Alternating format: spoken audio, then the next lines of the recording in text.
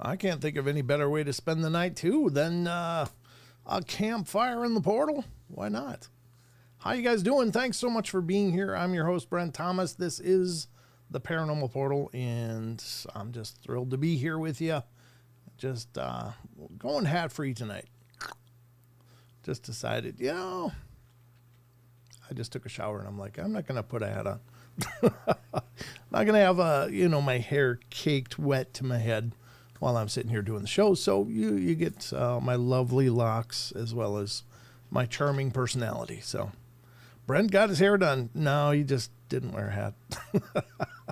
I did apply liberal amounts of gel to get it to lay down. It's a wild thing going on in my hair, and it looks like it's thinning, but it's actually the white roots.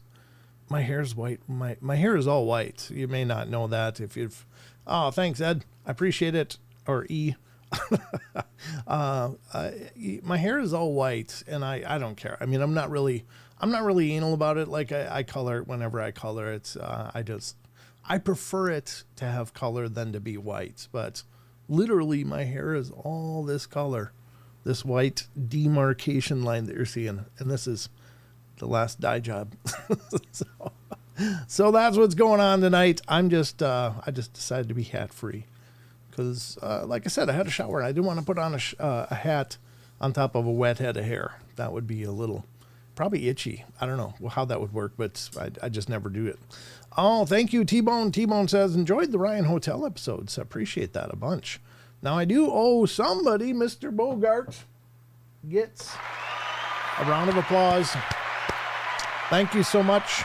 I realize I got to turn on the ghost radar as well. Let's do that now to get that going. See if the spirits want to pitch into the show tonight at all. They sure can, as long as they're light and loving and kind and good. Not any dark, horrible things. They are not allowed. Excuse me. So I can scroll back down. But thank you, Bogart. Appreciate your re-upping and reconfirming, remembering. I call it remembering. Thank you for remembering. Because you're remembered. So, we got a lot to go on tonight. Sheldon will be along shortly. I don't know exactly where. I just bick mine off. You just bick yours off? What does that mean, Justin? Are you talking about your hair? There's a good reason why it's white. You're seeing and experience some strange stuff. All good. Yeah, there's that burning bush, and then boom, next thing I know, I got to apply color. No, I didn't see a burning bush. Mostly just the burning wreckage of my life. But anyway, I color it all the same. So we're going to get to the news here pretty quick and dive into what the hell is the news tonight. Because I don't know. And then there's going to be what the hell is that? There's going to be more ghost photos to go through and chat polls. I like doing the chat polls as we show these ghost photos. These are some pretty famous ghost photos. They're very historic and have been around for a long time. Subject of a lot of debate. And it's kind of neat to hear what you guys think. Again, can we know? No, but what do you see? What do you think? Does it make sense that it could be real, or does it seem like, not so much? And all answers are good. Sorry, I'm kind of froggy. There we go. I think that'll work. Mr. Brian Bowden's in here. God bless you, sir. Good to see you. Excellent to have you in the house with us. And Third Eye Live, Brian Bowden, ladies and gentlemen, check out his channel. It's a great show. It is good. Yeah, no cap tonight. Just going a la me. So, and again, I just want to point out, this is roots. This is it is some scalp showing through, but my white hair is really translucent. So it looks like I'm really thinning, but my hair is actually very thick. It just doesn't have any pigment. Good to be seen. Yes, it is good to be seen. And it's good that you're here seeing me, Brian. Thank you. I appreciate that. I like catching your shows when I can. I often see them on Facebook Live, and it's like, oh, there they are. I'll just sit and watch a little bit. You guys have a great show and a lot of fun. So on Friday nights, in case you're not familiar with the triple header on Fridays, and there's more shows. Don't get me wrong. I'm only speaking to the ones in the lineup that I'm aware of. So before the Paranormal Portal, by about an hour, you can catch Lon Strickler doing his show. I hope some of you guys are coming from there.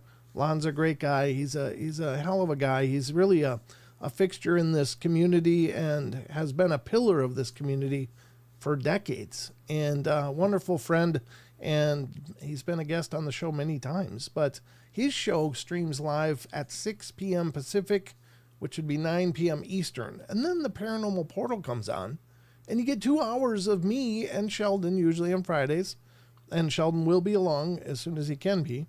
And then you get 3 hours of spaced out radio with Dave Scott. So, I mean, that's a hell of a lineup, right? So I hope you guys are checking out all these shows, supporting all these wonderful creators, not only me. I just think that all of our shows are amazing. Supernatural Station Podcast. I assume that's you, Jaron. Good to see you, brother. I've been seeing your posts lately. Very cool. Some good episodes you guys are working on. Check out Supernatural Station Podcast, everybody. That's available on all the podcast platforms, as is the Paranormal Portal, as is Sasquatch Chronicles, as is The Confessionals, as is so many other shows like Texas Front Porch and The Blondes and the Booze and Bigfoot Michigan Rob. There's so many great podcasts out there. And these are all people I know well. And Brian Bowden's show, Third Eye Live, is a podcast as well. So please support all of us. We're out here doing the best we can to give you the best entertainment and information that we know how. So we appreciate your love and support, all of us. Hello, Joanne. Hello, Aggravated Progressive. Hello, Rachel. Hello, Bogart. Who else? I said hello to Brian. Chucky Danger was the first one in. Hey, bro, it was real fun the other night. Yeah, it was. It was a lot of fun to have you on, man. That was a great time. Thank you for coming on, Chucky. Chucky's going to be probably co-hosting with me every other Saturday. We'll see how it goes. See if he makes the cut. I'm just saying. No. No, it was a lot of fun to have you on, Chucky. It was cool to have you read your own question of the week. I thought that was a lot of fun. So, well, the whole show was, but you know what I'm saying. Who else is here? Let's see. Poncho Zorch is here. T-Bone, of course. T-Bone's here. Wonderful to see you. And scrolling. Last Light is here. Good to see you, Last Light. And who else? Elaine is here. Good to see you, Elaine. I'm scrolling and reading. I know Deborah Neighbors is in here because I said hello to her. Laura Lovegood is here, sitting outside with the fire. That's where it was coming from. That was the reference I was making. She's hanging out by a fire and the Paranormal Portal. Paranormal Portal. I almost said that. Paranormal Portal. I can't really get down on anybody for mispronouncing the name. True story. When I first named the show, I was like, oh, it's got to be called Paranormal Portal. It's the name came to me. I had to rehearse that, how to say that, because it's Paranormal Portal, Paranormal Portal. And I was about to go live, and that was one of the things I was like, Paranormal Portal. I kept tripping on my own name for my own show. So I had to practice it. So when people mispronounce it, I'm not really. I think it's funny. Tex calls it a portal, porthole, whatever. Anyway, it's not a porthole. It's a portal. Looking for any other names. Annie Manul is here. Good to see you, Annie. And it looks like that's the chat that I have here. And then over on Rumble, we got Car Juice. We got Big D. Big D was the first one in the door. And Car Juice. And then Justin Goodearth and Barbara Mora rounded out the Rumble crowd so far. And there's other people there watching, but they're not talking, and that's okay. You don't have to talk to be a part of the show. Hi, I'm Burnt. Welcome to the Paranormal Peril. I don't know. I usually do better than that, Ed, but thank you. I usually do a little better than that. I'm close. Generally, I'm pretty close, but I do sometimes like trip over my own tongue. So anyway, yeah, s'mores would be a good idea for that fire. Yeah, s'mores are kind of like nature's most perfect food around campfires. Just saying. I don't know if it's nature, but it's natural. It's not Brett. I'm not Brett. I'm Brent. I'll have you know, though, growing up, I was called Brett all the time. And a friend of mine, Brett Eichenberger, was, of course, the creative genius. He and Jill so God, I hate that I can't remember names. But they are the Flash of Beauty, Bigfoot Revealed, and the Paranormal Bigfoot, and the whole series. But he's named Brett. And he told me when we were talking, I was like, yeah, you know, people always call me Brett. He goes, wow, I was always called Brent. So something about the names. Hi, Sandy M. Good to see you. Thanks for coming in. Yeshua is here as well. Great to have you all here. Paranormal Portal. Tain't so. Nope. All right, let's play Guess What the Ghost Box Says. I don't know. It's not been saying anything so far tonight, although I turned it on with you guys here with me, but we'll see. Flash of Beauty is great. You're right. I get called Jan. How do you get called Jan? From Jaren? Your name is Jaren, not Jan. All right. Well, anyway, we got a lot going on. So remember, Chucky put the link in the chat for Discord. And tomorrow night we'll be doing the Discord question of the week. And so there's still time. So head over there if you haven't already and look at the question of the week thread and weigh in on it. We'd love to hear what you think. And that's wide open to anybody. It won't cost you a thing. And there's a whole community of people over there that are all the same people from this chat. So go join them if you're not already there. Love to hear what you have to say about the question of the week, especially, but about anything, as long as it's appropriate. Hi, Kitty Cattywack. Good to see you. Coming in with cat emojis and stars. Gotta love it. Very good. All right, Jem Gwyn is here as well. Excellent. Great to see you. And I think that brings me up to speed on who's here. Now, I have to give you the why are you here. And that's, ladies and gentlemen, going to be the news. All right, here we go. It's time, ladies and gentlemen, for the news segments of the Paranormal Portal.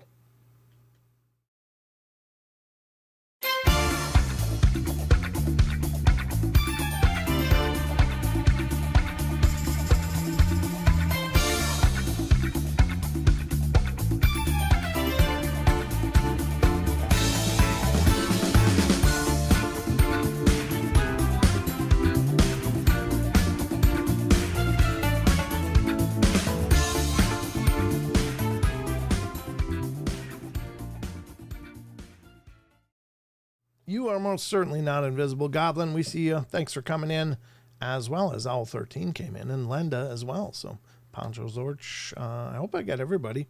Annie Manul's here. And last night, you typed it perfectly. Danus. All right. Kind of make, I don't know if you guys remember, but Saturday Night Live, Chris Farley and I don't know, John Goodman, they did this thing about the Bears. So that's where Danus came from. Anyway, it is time for the news, ladies and gentlemen, and always throughout the course of the show, we utilize a lot of different sites, a lot of websites, and these sites are exceptionally well done, so please support them. Please give them your love. It's no small thing to host a site, especially that's popular and gets a lot of traffic. A lot of sites get charged for their bandwidth that they require due to visitors they get, which is good because that means people are stopping in, but you can also help with that by stopping in, supporting these sites, spreading the word about these sites, and giving them your traffic. There's so much information on all these sites, incredible articles, incredible variety of articles. So please support them, give them your traffic. Your traffic equals revenue, and that's what keeps the lights on, folks. So please support all of these sites. They are absolutely exceptional. So we're going to start out with a site that we know and love here on the news. And this is a site that I think, utilize every show. I mean, almost every show, unless I burn through the articles that I think will be good for the shows. But there's so much more there. But the site in question, folks, is called unexplained-mysteries.com. And that's not really framed up well, is it? Let me just drag it over here so you guys can see. There we go. Now it's framed up. Here we go. New study investigates the fear people have of using a Ouija board. Well, I will just say first and foremost, I don't think the boards, like some people think the boards in and of themselves are just evil. They're just a tool of evil and danger and stuff. And I don't think that that's probably 99% of people's experiences with Ouija boards. However, I do think that they can be dangerous. And I think that any time you're attempting to communicate with spirits of any kind, you should be very careful about what you're doing. You don't know what you're dealing with. Oh, Jem Gwyn, my God. Came in gifting 10 memberships. I got to address that, folks. That keeps the lights on here in the portal. So thank you, Jem Gwynn. I appreciate it. And let's see who got a hello friend got a membership. Angelica got a membership. It's scrolling fast. Patrick C got a membership. Our Stallbaum, sorry, at Shadow Drakes. Patty Troy got one. D Oceans got a membership. You're a member now, D. Erica Watson got one. Congratulations, Erica. Lisa Foster got one. Congratulations. Jay Lee V got one, and JoJo. So congratulations to all of you for your 1 month membership to the Paranormal Portal. I hope you find value and merit in it. And I hope you'll continue to be a member. I'm going to continue to try to provide content enough to make it worth your while. But thank you so much, especially Jem Gwynn. Thank you for making that possible. That really means the world to me, and it helps out a ton. Just a ton. I'm just going to say it. So thank you for that. So let's just say with Ouija boards, you got to be cautious. You got to be careful. Whenever you're talking to spirits, and this goes for investigating, for, trying seances, for Ouija boards, which are basically a blind channel. You're creating a blind channel of you and your friends to connect with something you don't know what it is. And that goes for all of the above. Now, spirits will say there are lots of things. I'm your Uncle Phil. I'm your Aunt Sally. And it maybe isn't. So I'm always advise caution when dealing with spirits, and just don't enter into it blindly. I know that a lot of reality shows have created this hype around investigating the paranormal. And I think for the most part, most experiences will be very benign and will be very, very interesting if you have experiences at all. I will say that generally speaking, when you're ghost investigating, you probably have an 80 to 90% chance that nothing at all is going to happen, or very, very, very little. There's a 10 to 15% chance that you're just going to hit it right, and that's when they're really active, whatever they are. But I think that specifically with the Ouija board, it concerns me because in no other way are you investigating other than channeling spirits for mediums. But I think most mediums are very careful and protect themselves. But when you're using a Ouija board, you're creating a blind channel for yourself, of yourself. You are allowing something to interact with you, through you, and influence this piece of plastic on a board or a glass, whatever you end up using. So you're asking maybe to talk to a specific person, but that may not be who's answering you. And you've already opened the door for them to come through you. So I always advise extraordinary caution with things like a Ouija board. It's very sketchy and scary, and like, again, 95% of the time, nothing will happen, or something very little will happen. But in that very few percentage points, or 1% of times that things can go wrong, it can go very wrong. So don't use Ouija boards lightly is my thing. And don't ever open a portal you don't know how to close. And I'm here to tell you, dragging a piece of plastic over goodbye is not closing a session.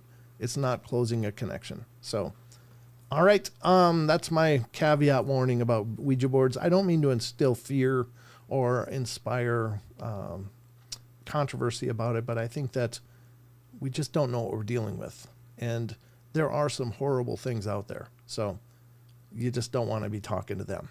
All right. Oh, well, look at that. Linda, thank you very much, Linda. Gifted a membership tonight. God bless you. And it looks like Sazib, Dark to Light. I don't know how to pronounce that for sure. Sass. I'm just going to say Sass.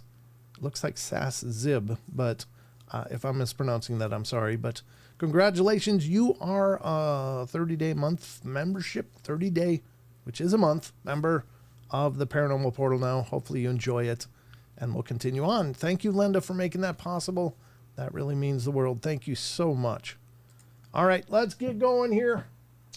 Almost hit the applause again. I don't know what I'm thinking. All right, so let's get into this article and see what's going on, because this is a study investigating the fear of people using a Ouija board. And that is a homemade version. All right, very cool. All right, many people are terrified of what might happen if they use one of these boards. But why exactly is this? Well, because you're interacting with the unknown. Big Chungus comes in. Hello. Shout out to the one, the only, the humongous among us. Ladies and gentlemen, the man of the hour. Comes in and has a party for himself. Well, welcome, Big Chungus. That was a nice introduction. A staple of horror movies, paranormal investigations, and mediumship sessions, the Ouija board is typically operated by having participants place a finger on the planchette, which then moves between printed letters and words to spell out a message from beyond the grave. While many dismiss them as supernatural claptrap, others remain convinced that they are the real deal, even warning people against their use in fear of summoning something unnatural. Fair enough. For some, such fears are so genuine that they dare not even touch or set eyes upon one. To explore this further, researchers decided to run an experiment in which 84 volunteers, some skeptics and some staunch believers in the paranormal, were asked to use a Ouija board. To make the situation as convincing as possible, the sessions were undertaken at night outside an abandoned hotel that had previously been used as a hospital during the Spanish Civil War. The participants were asked to fill out a questionnaire both before and after the session. The findings indicated that those who had already believed in the paranormal experienced high levels of anxiety, altered states of consciousness, and the perception of supernatural occurrences. The skeptic group, meanwhile, experienced none of these things. The researchers concluded that it was the belief itself, as opposed to supernatural activity, that produced the fear, as those who did not believe in the paranormal were not similarly impacted. They also noted that the experiment showed that the board itself was totally harmless. Yeah, but that's an oversimplification of it, because obviously there are some people that very easily connect to spirits and are very sensitive to energies around them. And then there's a lot of people that aren't. They are, and this isn't a criticism. It's just we all have different levels of awareness, especially in this spiritual stuff. It's not everybody can see spirits. Not everybody can hear spirits, which, you know, is pretty well accepted. And so the same would be true for this kind of experience, that if you're not open to this kind of stuff, you wouldn't notice anything. You wouldn't feel anything. There's several very, very haunted locations that skeptics go through and sleep the night and never have anything happen, whereas other people will just have stuff going crazy. So I think what I think this is not really acknowledging, maybe it does in a kind of sideways way, and this is my theory about the paranormal, that I think the experiencer is a very big part of the equation. The experiencer is probably on some level, subconsciously, energetically, I don't know, but helping to facilitate these connections, these experiences, whether it's a haunting, whether it's, hearing a disembodied voice, and even up to things moving. That the experiencer is a big part of that equation. Oftentimes we regard paranormal activity as it happens to us. But I think paranormal activity happens in concert with us. And nobody's really acknowledging that. But I think that's one of the big X factors. That's why skeptics are skeptics and remain skeptics, is they're not facilitating this kind of connection. It doesn't mean that the connections aren't there or don't exist or aren't possible. It just means that it's not possible largely for these people to have these connections. And my favorite stories in the paranormal are actually dealing with skeptics who have experiences and how it just blows up their mind. And so I think that's a big part of it that they're not looking at. So as far as the study goes, they're not looking at every variable, and that's the flaw. So they take this to mean that it's basically a confirmation bias, that it's a belief that is absolutely created by the person, an experience that is absolutely created by the wish for an experience or the openness for an experience. And I think that that's right, but not in the way they mean it. I just think some people connect to that stuff naturally, or they learn how to, and other people just aren't interested and don't have any time or space for it in their lives. And so they may not experience anything. I think everybody, honestly, everybody that is alive has had some kind of paranormal experience. I just think, again, you're dealing with their paradigm. Some people aren't open to acknowledging that they had a paranormal experience. I don't know what happened. I set my keys there and then they weren't there. Really weird. But they will never go to a place in their mind that says somebody has moved it outside of themselves. It's not possible they were moved. Nobody else is here, just me. Well, it's possible. You just aren't willing to look at that possibility. So there you go. That's my take on it. So again, I think it's fine, and I think it's in a very accidental way. They're actually reinforcing my idea that it is we are a part of the circuit of our experiences. We're not just these victims of all of these other intelligences and energies. We are helping to facilitate it, but it has more to do with resonance, with vibration, with our spiritual awareness, and perhaps empathy, and all of these things, and probably more. But just to put a little spin on it that I don't think they're looking at, but I think it's interesting in both cases. So I appreciate that insight in that. I tend to agree. Thank you, Laura. I've become sensitive since living in a haunted house. I think that's not uncommon, aggravated progressive. A lot of people that maybe are open to the idea do develop a sensitivity to this when they investigate, where they live in a space that actually has activity. You become open just by experience. And some of it is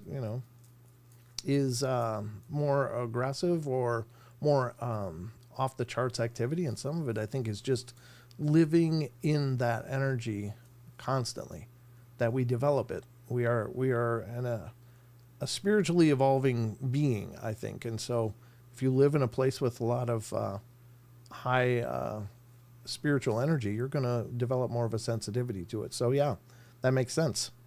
Excuse me. Well, I appreciate all of the the praise for my ideas. I don't know, again, I don't pretend to know. I don't know all the answers, but I have a lot of theories. I have a ton of theories about what is going on here, and I think it's fun. So that's the first story, but we got more. There's always more. We're going to get to more right now. This one is from the Science and Technology Files at unexplained-mysteries.com. So let's check this one out. Scientists may have found the key to living beyond the age of 100. Cool.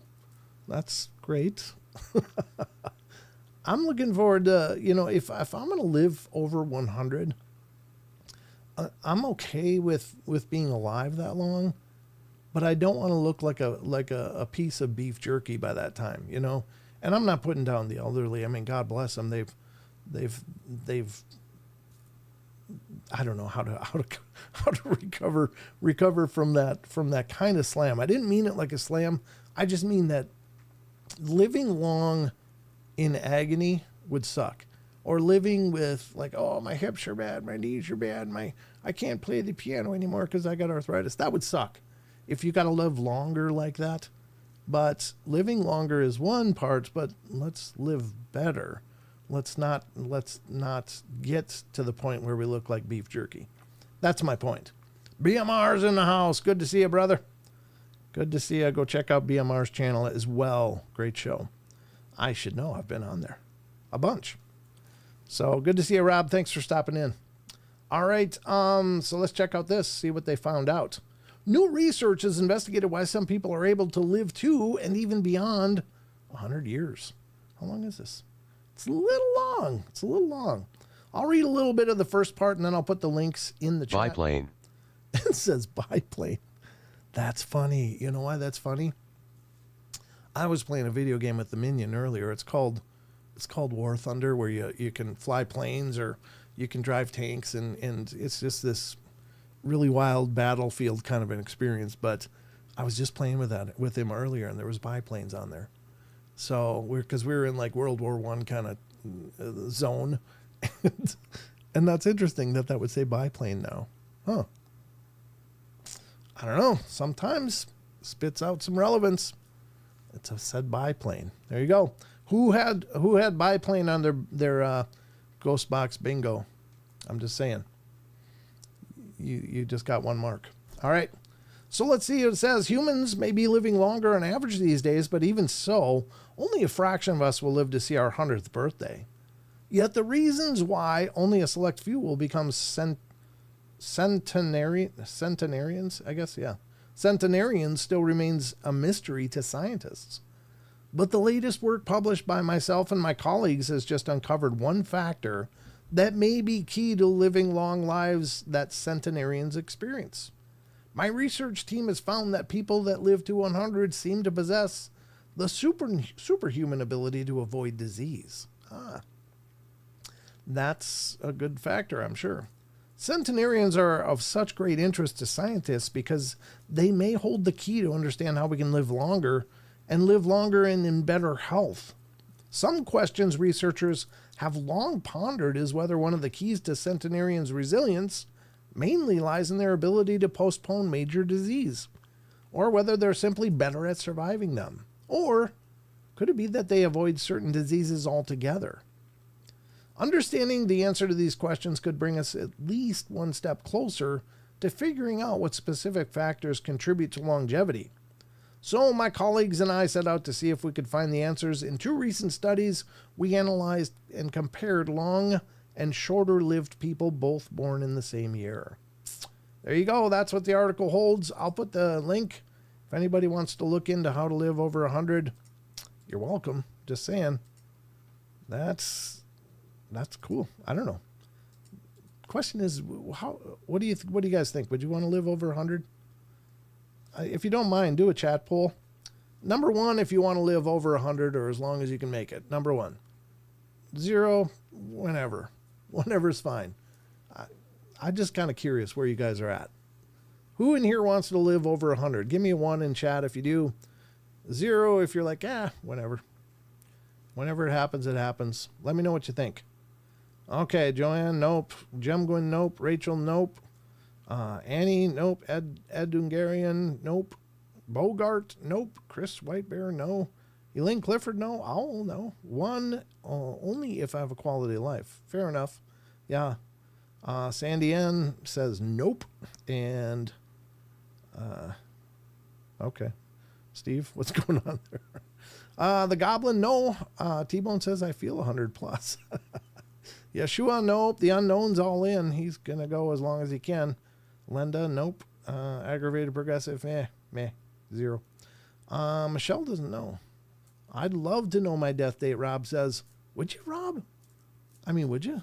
I don't know. I'm just, whenever it happens, but I'm like, well, if in my sleep it'd be good, thanks. Bob Gray is all in. He wants to go as far as he can. Fair enough, Bob. Alara's 100. She says 100. That wasn't really an option, but I assume that means yes. No way, Jose says Jaron. Brent von Hone is all in. All right, fair enough. Kitty says 1 to witness events.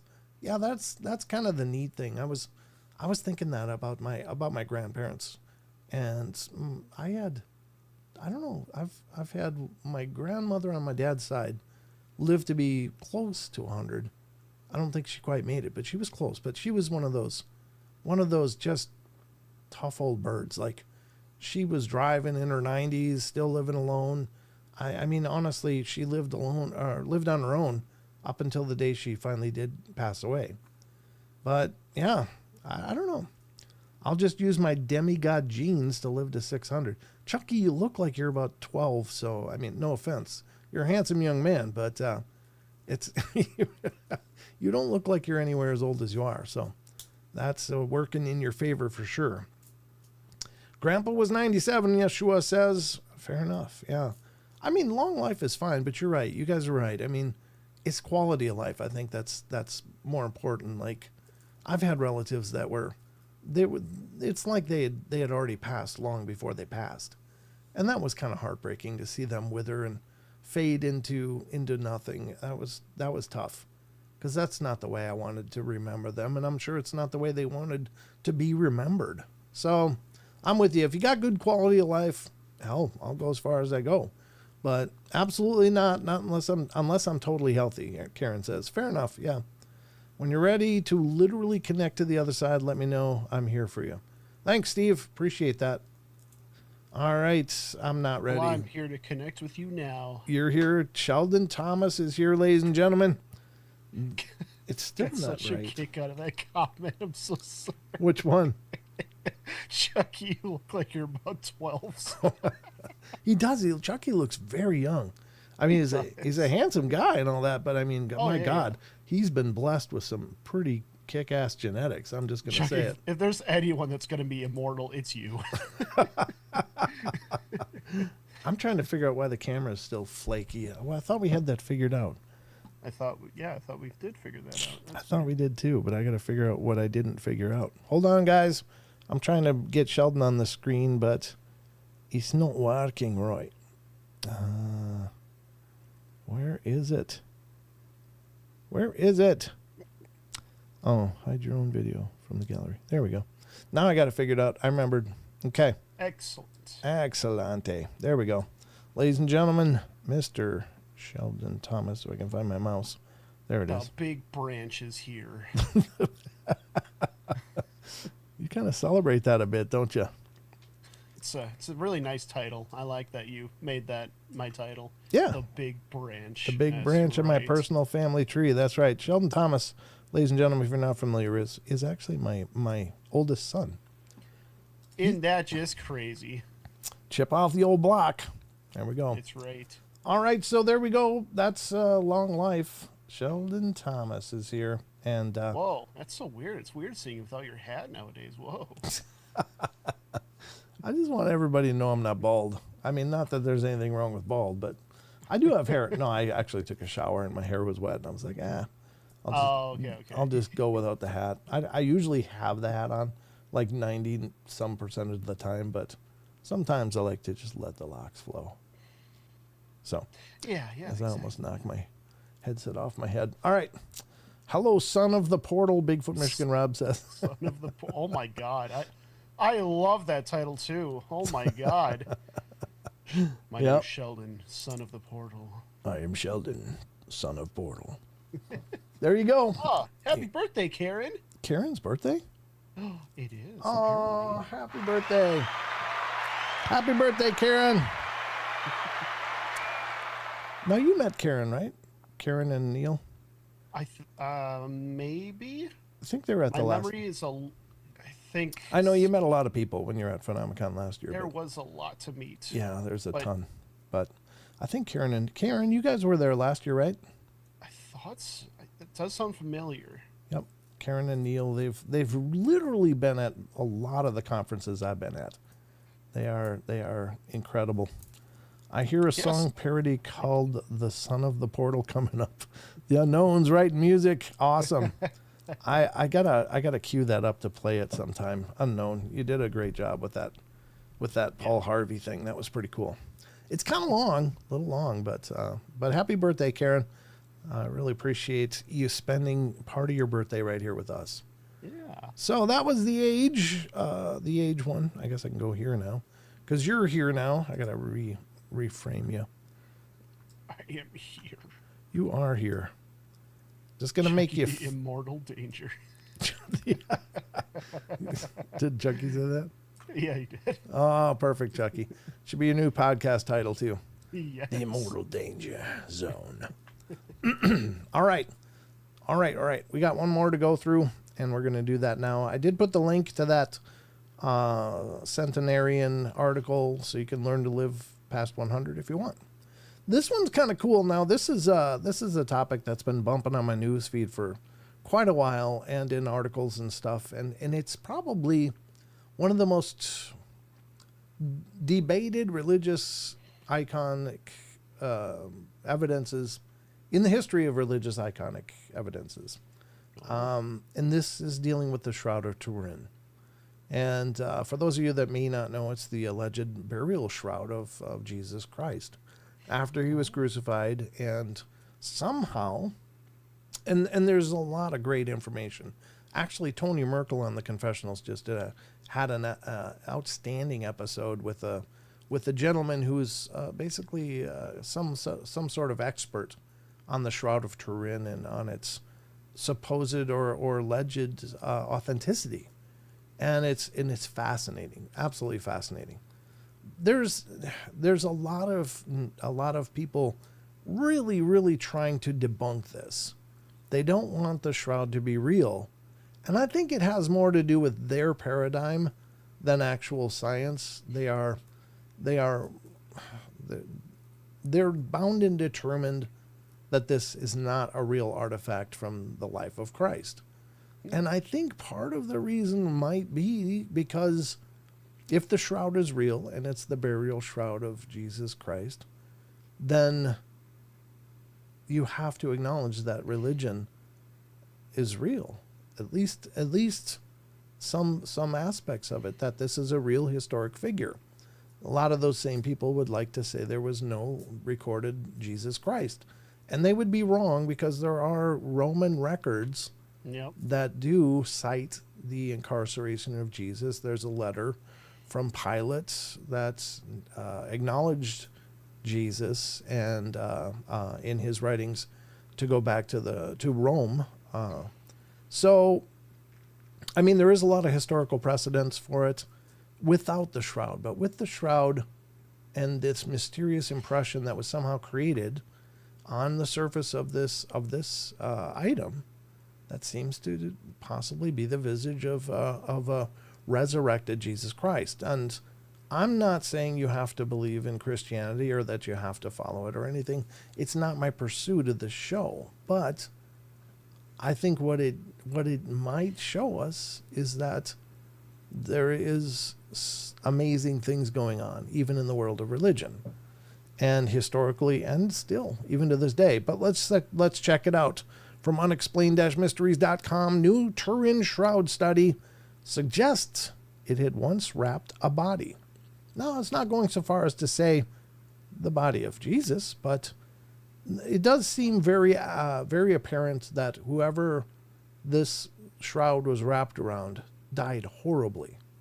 This person was full of wounds, including head wounds that would indicate the crown of thorns. Of course, this person was it looks to be that this person was crucified and had been whipped and lashed brutally, absolutely brutalized before that. So let's see what it says. Another analysis of the shroud has completely contradicted a study from earlier this month concerning its authenticity. And that's the tennis match that's going on. It's real. It's not real. This is why. It's real. This is why. It's not real. This is why. They're just going back and forth, and it's this tenacity on both sides. But I think it's a beautiful relic of a potentially incredible event.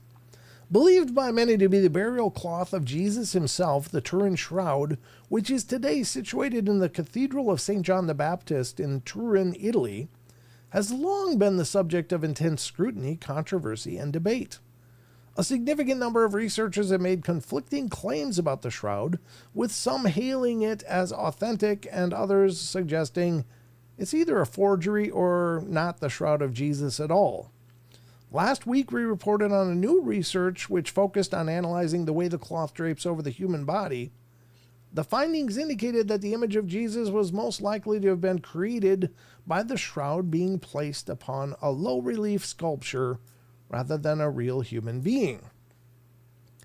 Now another new study has completely contradicted this by suggesting that the shroud was indeed placed upon a real human body, possibly that of Jesus himself, headed by Dr. Kelly Kearse, an immunologist trained at Johns Hopkins University. The new analysis focused on determining whether the shroud had been placed on a body that had been washed as opposed to on a body that still bore the bloodstains of violent injuries. The findings indicated that the markings on the shroud were consistent with an unwashed body, something you'd expect to see if it had genuinely been placed on Jesus' body. They also showed that a crucified body could potentially account for the pattern of stains on the cloth. While this is compelling evidence, the research is far from conclusive and is unlikely to convince everyone that the Trin shroud is the real deal. Ultimately, we may never know for sure if the shroud is the burial cloth of Jesus or not. I guess it's a matter of faith. But I'm sorry, go ahead. Well, can't they, I don't know, don't they have techniques to date the cloth to tell what time period that cloth came from and all that? Yes, they do, and it's as far as I know, it's been very conclusively dated to coming just at about 34 AD or something like that. So right about the right time for the crucifixion, as the Gregorian calendar indicates. We just had a presence. Okay. Yeah. I don't think it was probably Jesus, but okay. But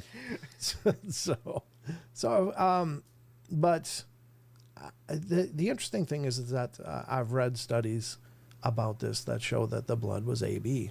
And AB, I don't think AB negative, but AB blood type, which is extraordinarily rare. And again, the other factors. Now, what they can't account for was how was this image imprinted on the cloth? Now, the guy that Tony had on said, look, it's not like something soaked into the cloth and created this image. The image has been tested and proved to be on about 2 microns impressed on the cloth, as if it was exposed to, this huge energy. And that somehow imprinted the visage on a cloth. And, the cloth dates back to being exactly the kind of cloth it should be, and even the weaving pattern is consistent with other cloths from this era. So it's there were some people saying, oh no, it was a forgery. It was created in the 1600s or something like that, and there's been lots of people that are really adamant to try to debunk this. But I think it's something pretty incredible. Again, I kind of understand the thoroughness that they want to have because. Well, sure. That is a big discovery if it is true, and they need to make sure that it is absolutely it. Right. They just keep on coming up with new things to try to test, and like much of science, it is propagated by a desired outcome. And there are plenty of researchers and research authorities that don't want this to be true, and for whatever reasons. And I'm not saying it's really nefarious or anything like that. It's just they just don't buy it. It comes from a place of either skepticism or darker than that. They just don't want to acknowledge that this event could have happened, and because to dissuade people from the possibility is to cast a lot of darkness on what may be the most miraculous event to ever happen on the face of the earth. And again, I'm not saying let's all be Christian or whatever, follow your heart, follow your path. But I think this was a very iconic moment in Christian history, and this is potentially an incredible record of that event. Oh, so. And he says the cloth has been carbon dated to 1,000 years after Jesus' death. Yeah, that's not exactly the only test. That I've heard that one too, and that's the one where they say it was a 1600s forgery probably, or in that era. But there's more recent testing has apparently affirmed that it is the type of linen that would have been used in ancient Jerusalem. So I don't know. Again, there's varying viewpoints on this, and I think it's not in the scope or measure of this show to debate the validity of it or not. There's a lot of questions, and there's a lot of things that still need answering. But there's been competing studies on just about everything. You can find studies where the carbon dating is 1,000 years. You can find studies where the carbon dating has been more accurately corrected and evaluated, and it lines up. The linen itself lines up. The blood, that is blood on the crucifixion marks and the wounds, that is been tested and apparently affirmed as blood. Other people say, no, it's pigments and all this other stuff. So I'm not trying to too impressed that you guys should believe or not believe. But it is fascinating. And come to your own conclusions, just like everything else on this show. I don't want you to believe something because I say it, or not believe it because I say it. Those are just. Yeah. I mean, look at studies these days. I mean, you could find a study that says you should do this, and another study you shouldn't do that on pretty much everything. Right. And that's the hard part about science. There's conflicting things on every single subject. Well, exactly. If you look at the history of science, I mean, even medicine, do this. This is good for your health. No, don't do this. It's not good for your health. No, wait, do that. Do that instead. And it just depends. And so unfortunately, we it seems to fall into a almost a lobbying kind of environment. Like, how long were cigarettes harmless? They could show you science and studies that cigarettes had no adverse health effects, and we know that that's not true now. But for ages, scientists had volumes of research that absolutely proved that smoking cigarettes and tobacco is not a risk to your health at all. So. Which is wild to think now. Right. I mean, yeah. I mean, obviously the science is pretty well established that, yeah, smoking is not good for you. It's not good to suck in smoke. We're just not made for it. So, Tom Reichliffs in Facebook says, I witnessed this when I was in the military. Wow. That's fascinating. I mean, I'd love to see it in person, of course, but you really can't get close to it. It's, obviously behind several layers of protection to keep people from, hey, I'm gonna, I didn't mean to do the groping thing, but I want to touch where Jesus was. I understand. It would destroy it. Oh, those Just Stop Oil people, got to keep them away. So anyway, that's that controversy is still ongoing, guys. I don't know. Make of it what you will. Again, it's a question of your heart and your faith and what you believe. So, yep. I think there is sciences both ways. If you're more skeptical, you can certainly find the sciences to validate that. If you're a believer, you can find the sciences to validate that. Is it really or not? I want to believe so, but that's just my take on it. I definitely have a confirmation bias there. But anyway. Let's move on. Actually, I think that's going to wrap up the news because we're already at 8. My God. It's 8 o'clock, folks. We got a lot to cover. Even Rachel says the city of Troy was in Homer's The Iliad before it was discovered as a real place. Who can say what is to be discovered as real? Yeah, no, good point. Yeah. Even and so many more historical reference places are being discovered. And more will be discovered as our technology enables us to more accurately look at the surface of the earth and find these lost and forgotten places. So, very cool. All right. Ladies and gentlemen, this has been a presentation of the Paranormal Portal News, and let's get back to the rest of the show.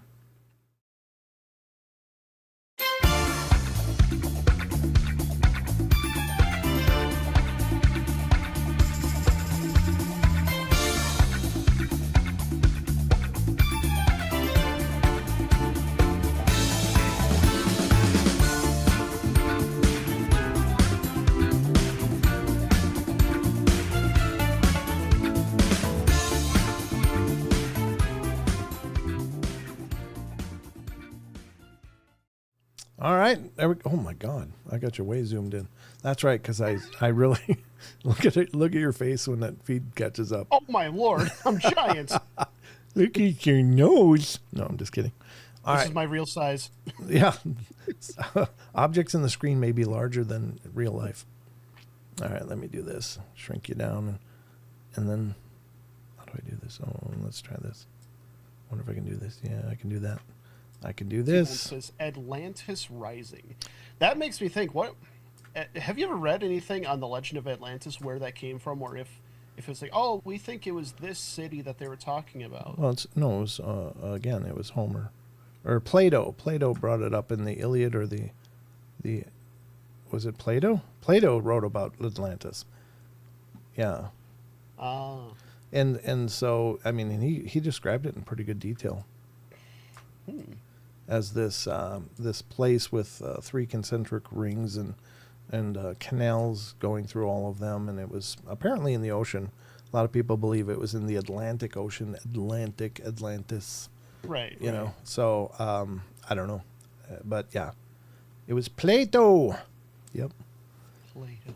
So, yeah, I mean, I remember the prophecy of Nostradamus. I remember hearing about that when I was in high school because apparently, according to some interpretations of Nostradamus's prophecies, Atlantis was supposed to rise in 1987. However, we were all largely disappointed when it didn't. So, what a shame. I'm just saying it would have been cool. Would have been cool, but it did not happen. We were all plenty disappointed when 87 came and went, and it did not rise. So, anyway, I don't know. It's the Republic as a large island, Annie says, yeah. Okay. Oh, Supernatural Station podcast is here saying, there's a theory out there that the fallen angels that fell off the cliff that were in the pigs found Atlantis, made it their kingdom, and then mermaids are a byproduct of falling angel blood. Oh, my God. I need to wash my eyeballs. I love you, Jaron, but oh, my God, dude. I don't know what to make of that. Strange thing is that I died in the operating table and came to 3 days later. Wow, Tom. You were dead for 3 days? Is that what you're saying? Or you were just, you went in, you like died clinically, they brought you back, you're in a coma for 3 days and came out of it? Then, what does that mean, Tom? That sounds... Well, came to could be saying that he woke up 3 days later. Yeah. No, I know. But it says I died. Okay. It sounds like he was definitely resuscitated, but must have not became conscious again for 3 days. That's pretty wild. Right. I'm glad you're okay, Tom. Great. I'm glad you made it through that. That's got to be... Well, I'm sure it probably didn't scare you at the time. Do you have any memory of that time? I'm curious. Was it a near-death experience, an NDE for you, or was it just a black fog? So I'd be curious.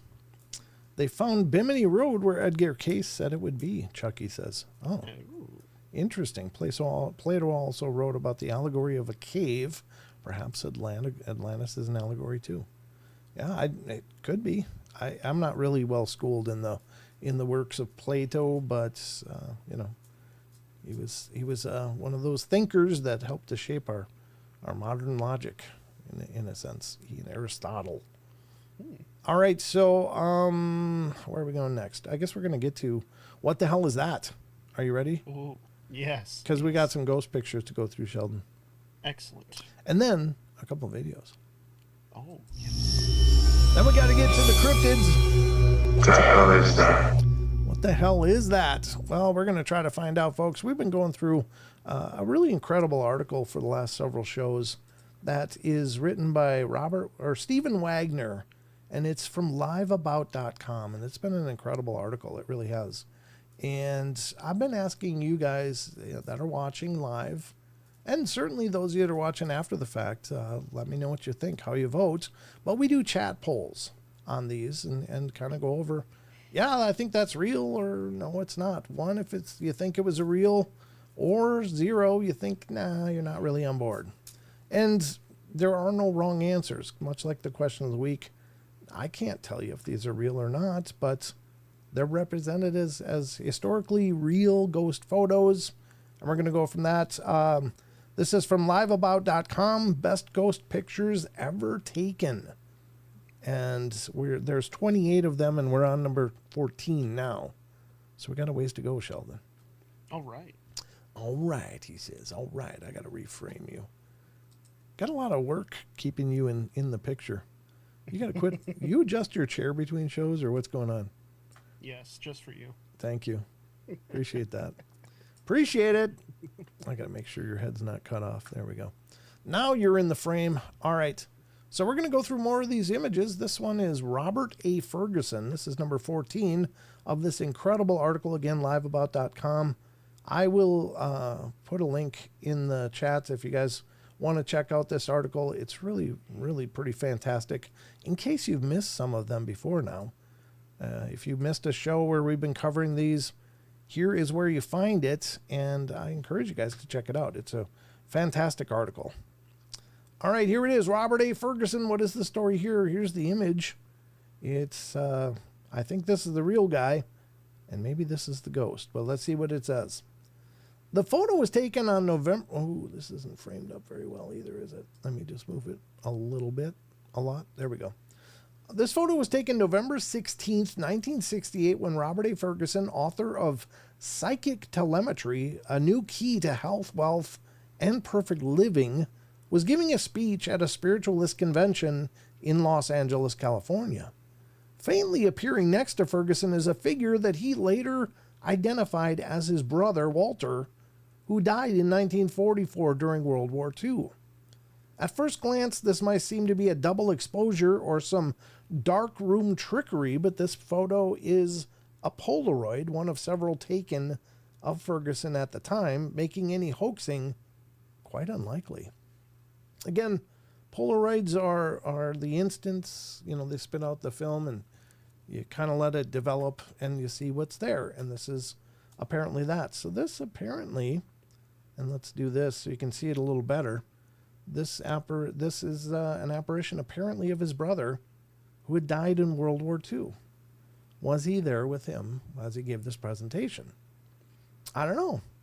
Again, it's a Polaroid, so it's not like it's been photoshopped. It's not like it's been digitally altered or darkroom altered.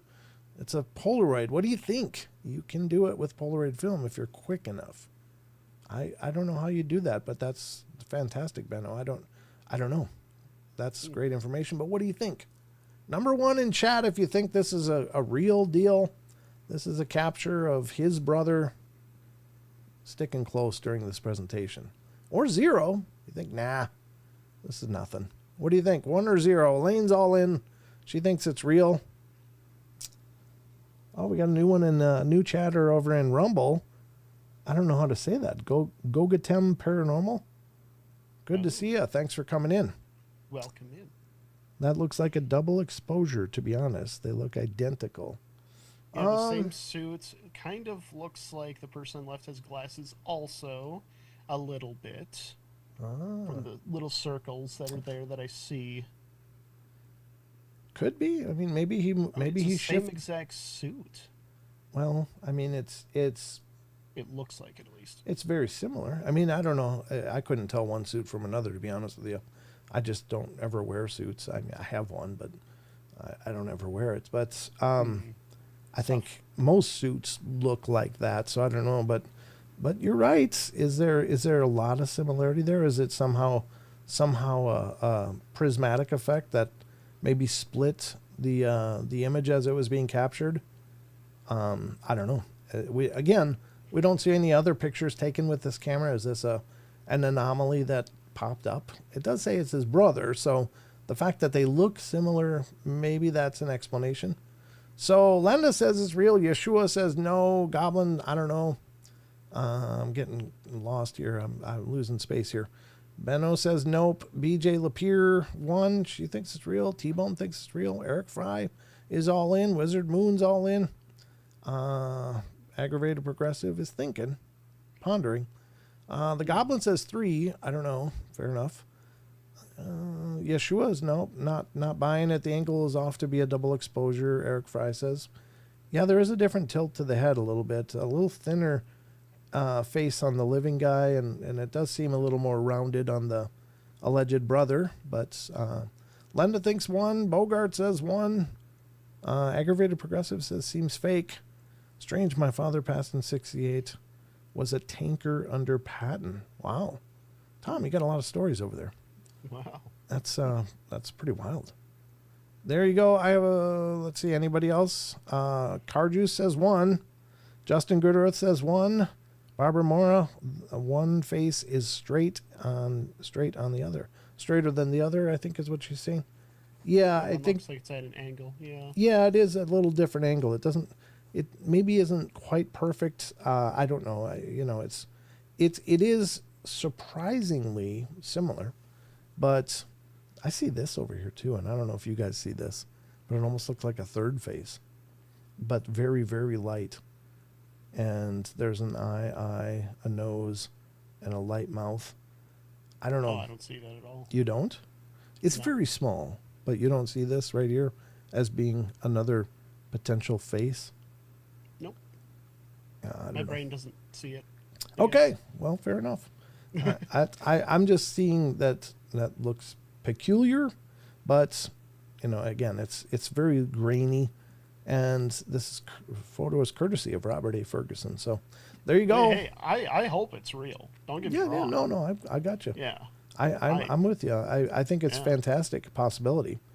Is it real? We don't know, and there's no way we can know. But anyway, they are brothers. They're going to look similar. Yeah, that's true, Eric. That's true. That's Yep. true. All right, let's go to number 15, Vacation Party Ghost. Oh, the nice. Oh, I guess she's not. Oh, what the hell just happened? Oh, there's a Yeah, she's there in one shot and not there in the next. Whoa. Ooh, they got photobombed. Looks like she's right there, ready to dig in. Huh. Let's hear the story on this one. These two photos were taken in 1988 at the hotel. That place. I don't even know how to say that. In Marach, Austria. Several vacationers gathered for a farewell party at a hotel and decided to take a group photo. One of the parties set up his Canon film camera on a nearby table and pointed it at the group. The table is the white band at the bottom of the photos. He set the self-timer on the camera and hurried back to the table. The shutter clicked and the film wound forward, but the flash did not fire, so Todd set the camera for a second shot, and this time the flash fired. The film was later developed, and it wasn't until one of the party members was viewing the photos that it was noticed that the first non-flash photo showed a somewhat blurry extra head. No one recognized the ghostly woman, and they couldn't imagine how her image appeared in the picture. Besides being a bit out of focus, the woman's head is too large compared to the other vacationers unless she's sitting closer to the camera, which would put her in the middle of the table. The ghost picture was examined by the Royal Photographic Society, the Photographic Department of Leicester, I guess, I don't know, University, and the Society for Psychical Research, and all ruled out a double exposure as the cause. There's the image. Love your votes in the chat. What do you think? There's the one with the flash, and there's the one without. The yellow circle brings it all home, Sheldon. Yep. In case, I see what they mean. The head does look pretty massive. Yeah, that's a seriously big head. Yeah. She's got nice fluffy hair though. I mean, she's spent a little time obviously getting ready, but yeah, that's a curious one, folks. What do you guys think? Love the title. Thanks, Menno. Yeah, I don't know. What do you think? One, this is a good capture. 0, nah, you're not buying it. What do you think? I think it's a good capture. I do too. I think this is pretty cool. I like how that they did 2 photos, and I love the comparison because it's when you look at the size of the people's heads, and then this peculiar head that just pops up in the middle of the table somewhere. I mean, it looks like it's almost in line with this row or just a little bit back, maybe this row or this one, but the heads do get smaller as they go around as they're further away from the camera. So there is some real perspective going on, but what the hell is this? I mean, you can't say that that's just a lens flare or something. That's clearly a head. It's a clear picture. Yeah. All right, Benno's halfway there, no idea. BJ's all in. Eric Fry's, it's real. Owl's not really sure. Love the emojis. Okay, last light. I'm suffering from phonitis. Can't see clear enough. Yeah, sorry about that. Bogart's all in. Benno says it's so strange. I agree. I'm not sure about this one. Wizard says Yeshua's all in and Linda's all in. Are there extra legs under the table? Well, there's kind of you can't really see. It's all no flash, so we didn't get anything. This is actually the table it's sitting on, which is next to them. This part here, and that's the table they're at. So we really can't see too much. I'm looking at this. I want to see the next image. Yeah, I mean, there's a shoe there, somebody's foot. So I don't know if that's what we're seeing here. Looks like just a head or like a upper torso anyway. Yeah. The shoulders. You can see the woman's shoulders. Yeah, it's cutting out that woman with the really poofy hair behind her. Yeah. Yeah, she's got that total 80s hair cooking or 70s hair. That's some kind of stuff I would do when I die. What? Oh, photobomb? Photobomb.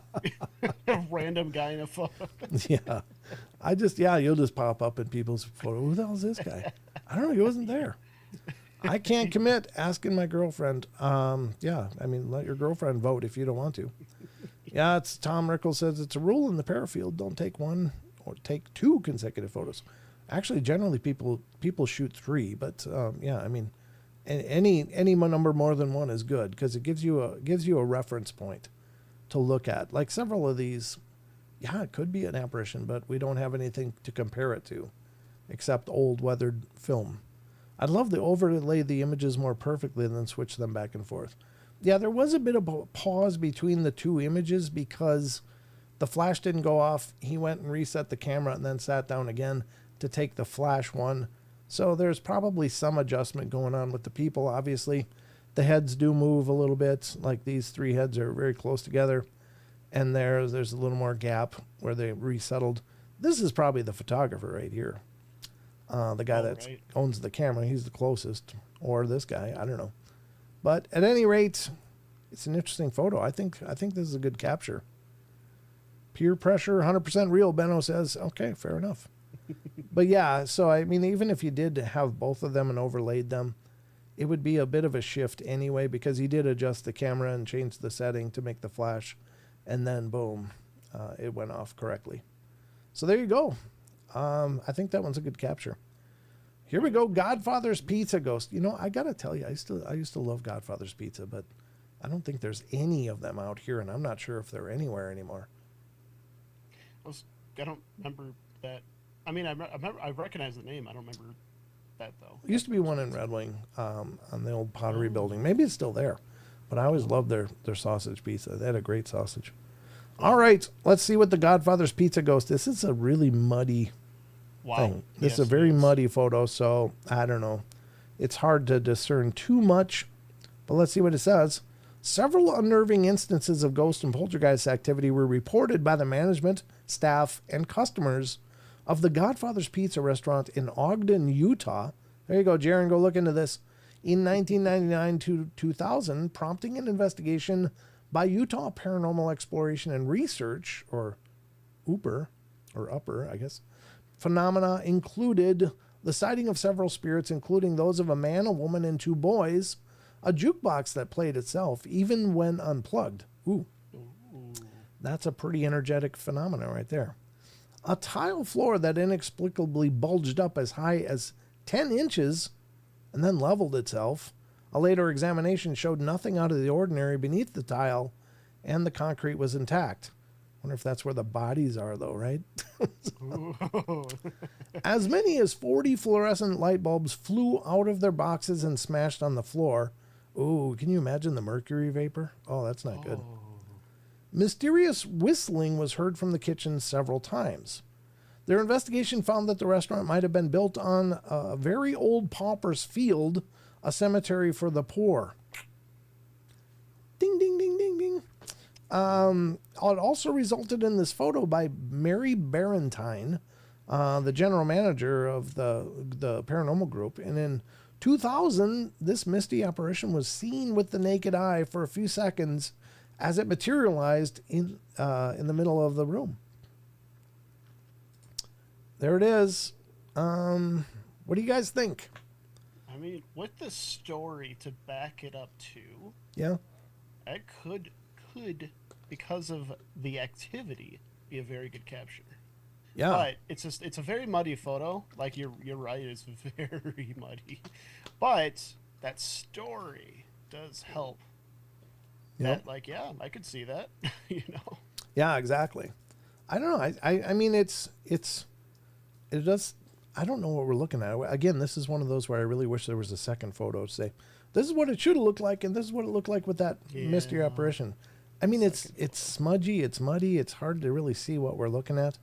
It's either a window or a door. I don't know what we're looking at exactly.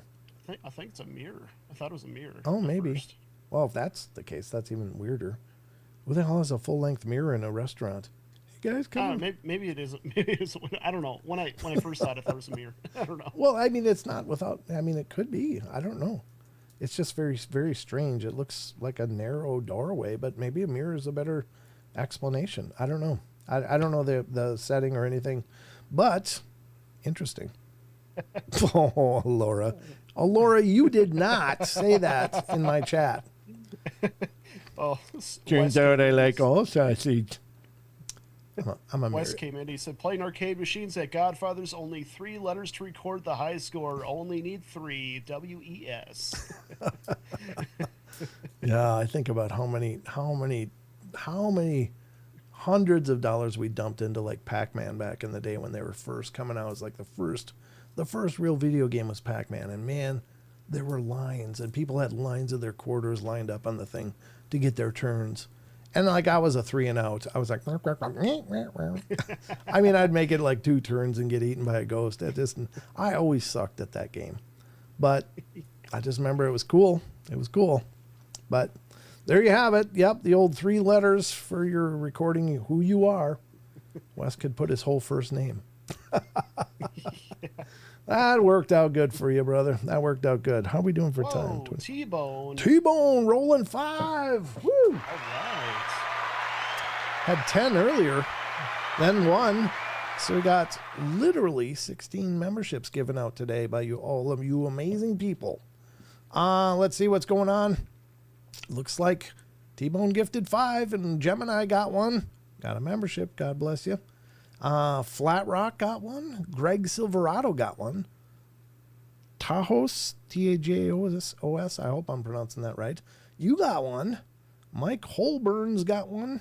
And that's the 5. Congratulations, all 5 of you. You are now members of the channel for 1 month. Hopefully you like it and you'll stick around and continue.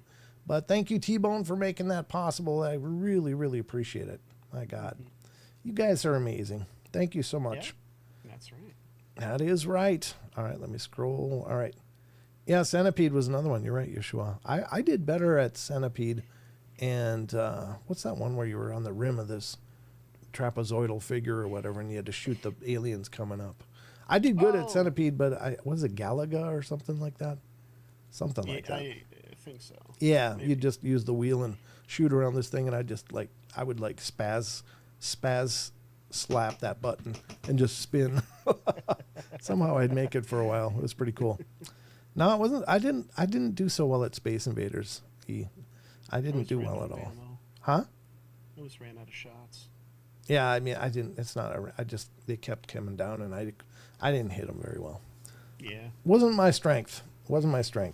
Start out just fine. You just sit there and smack the thing and go back and forth. But then when you start getting holes, like most of my shots would go through the holes and not hitting anything, and they keep coming. They keep coming, little bastards. Oh, I'm still traumatized. Anyway, it's like my first alien experience.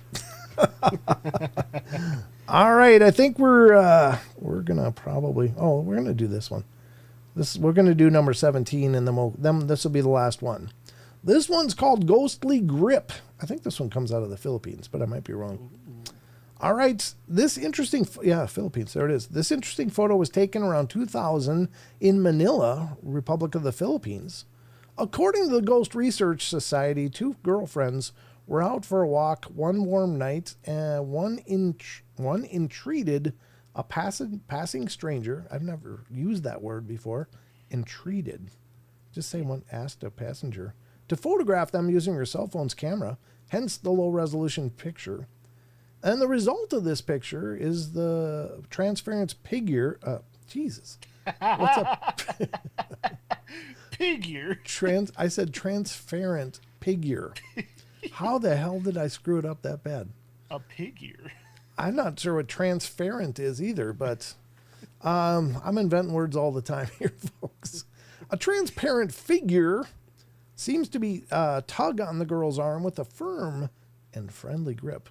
How do they get friendly out of that? Yeah, I don't know. I think anybody grabbing my arm is a bad touch. I'm just going to go on record and say bad touch. Bad touch. That's not a good touch. Without further information of this photo, we admit the ghost could have been added with an image processing software, but if it's genuine and untouched, it qualifies as one of the best ghost photos. What do you think? It's like shirtless too, right?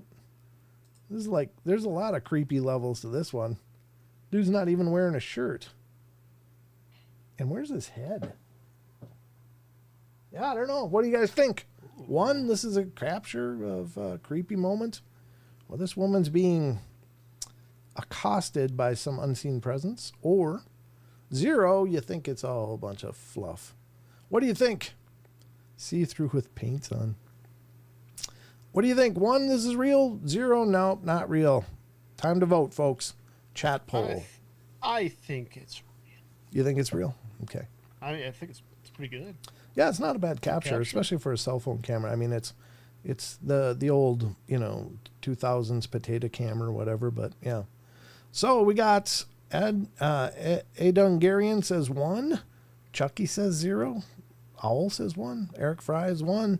Goblin's not buying it. Elaine Clifford's 1.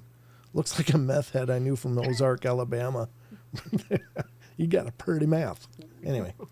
Yeshua says 1. Michelle Wolfong's all in. Bogart's all in. Wizard Moon's in there. What ghost photobomb's wearing a pink shirt? I thought it was shirtless. Oh, okay. I think he's shirtless too. I thought that was it. I thought he was running around like almost in the buff there. I like your idea better, Wes. I like that better. We like the clothed ghost better. I want to say extra fluffy. I just wanted to say it. Fair enough, Benno. He's just really pasty. Yeah, I think so. Looks like he's not Filipino. Looks like might be what happened to the last guy that grabbed her. I don't know. I don't know. There you go. If it's a mirror, wouldn't the photograph be seen? Yeah, you would probably on that Godfather's one. You're right, Barbara. Oh, right. Yeah, that's good. 1, it's transparent. So, I don't know. No real head. Again, it's not like it's a long exposure on a cell phone camera. It's just low quality. But you shouldn't get semi-transparent people on a cell camera. I mean, they were low quality. You get like 480 pixels on a good day, but generally speaking, they were pretty instant. So I don't know. I don't know how you get the see-through guy and the weird hand grabbing the girl that wasn't actually there. Linda's not really buying it. Okay. All right. Is it a ghoul? I'm not going to say that. Benno, what the hell? Wait, Look at Benno's last statement. I can't help it. I can't help but laugh, so. but it's in bad taste. But I can't help but laugh. Oh, you pissed him off, Benno. Oh, You started getting a little attention here. Ghost radar's flaking out. vile. That was vile, Benno. You almost need a timeout for that one, brother.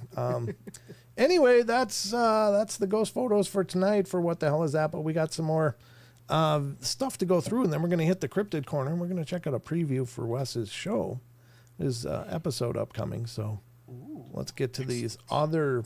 Why are you so damn blurry, dude? Why does this keep happening? I don't know. Are you like licking your lens between shows or what? A ghost is licking my lens. Yeah. I don't know. Could be. I'm just saying. All I right. didn't do anything. You didn't do anything. Okay, move it back. Yeah, it's not even grabbing that. Now your hand's blurry again. Come on. It's probably your northern lights behind you that keep screwing you up. Yeah, you're right. I'm not taking it down. Is it Why is I that, love my Sheldon? northern lights. I love my northern lights. I know. I'm sure they are absolutely lovely. All right, let's get to the other videos that I got pulled up. One of them is a little bit longer. I don't know. It's apparently, and no, that's not the one. But well, this one's the one I'm going to close with. There's two videos I want to show you, and this one's a weird one, and it's being put up by It's Weird Time. I thought I found the better version of this, didn't I? No, I guess I didn't. Yes, I did. I found the Quran and Islam channel on YouTube posted what might be, and I'm saying might be. It might be a capture of a jinn walking into a convenience store. Now the talking is in Arabic, but there is subtitles you guys can see. And I don't know. So here's the thing. is a very unusual situation, and automatically we're all thinking, oh yeah, whatever. But I know on the course of the shows we've shared plenty of stories of people having face-to-face encounters with weird things. Could this be one of them? Now, this is being claimed to be a jinn, but that's because it happened in Yemen, and that's an Islamic country, and so everything is a jinn. Every evil spirit is a jinn. Every ghost is a jinn. Much like, a lot of people claim that every ghost around in Western countries is a demon, and that's fair enough. I don't pretend to know for sure. But is this a jinn? You be the judge. I don't really know. It's very peculiar, though. I will say that. It's a very peculiar capture. The video is 8 minutes and 41 seconds long. I think I'm going to start it. I just want to start from the beginning. Again, this is coming from the Quran and Islam channel on YouTube. They've got 778,000 subscribers, so I hope they don't mind me showing their video. Okay, I'm just going to start at the beginning. We can't watch 8 minutes of it, obviously.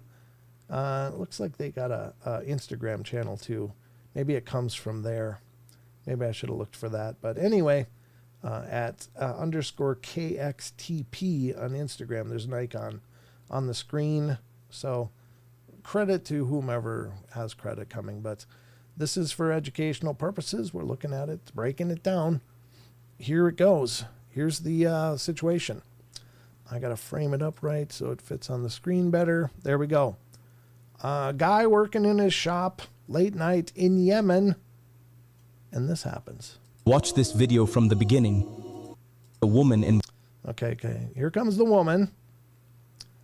I'm trying to get past when the guy's done talking. Where does it actually start?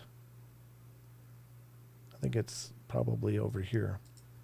Let's do this. Then he turns off the Quran. All right. Enough talky. Meaning, who passed away? That was quite alarming and strange. I'll show you the video with full audio. Listen for yourself. Okay, what do we have here?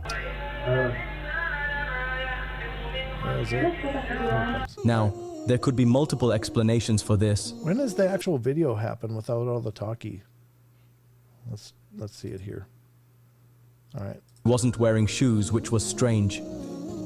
Another possibility is that she was a magician, a female magician who practices magic.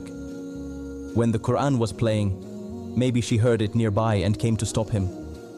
You see, when evil Quran, all right, the shopkeeper replies, I just can't find the actual part. Maybe I should just show the YouTube or the really should. Facebook one. This one's taken way too long to dial in. I'll show you the Facebook video. It's from another channel again. I just find it interesting because it does kind of get more to the meat and taters of this one.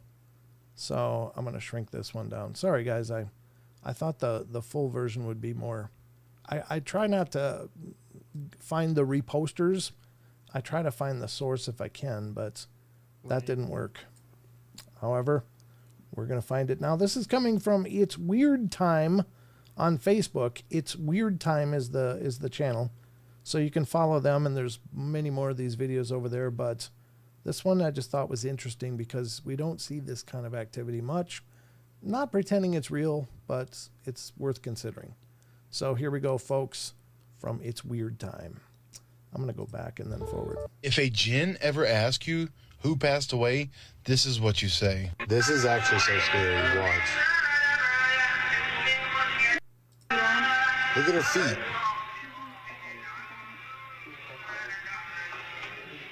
It's like he just looked up and saw her, like, yeah. A little freaked out right there. Look at her feet. Those are hooves. Now he says they're hooves. Like from a goat. I don't know where he's getting that. I mean, they're pointy. Whatever they are, they're pointy. Some people are saying she's not wearing shoes. I can't make it out on this image. But at any rate, he's listening to the Quran. She comes in, says, why are you playing the Quran? So it's the musical singing of the Quran, I guess, or whatever. And he's jamming it. And then he looks up and sees her and jumps back like, I need money. I don't have any. you keep saying, don't be scared. Who passed away? Who passed away? No one. That's what you say.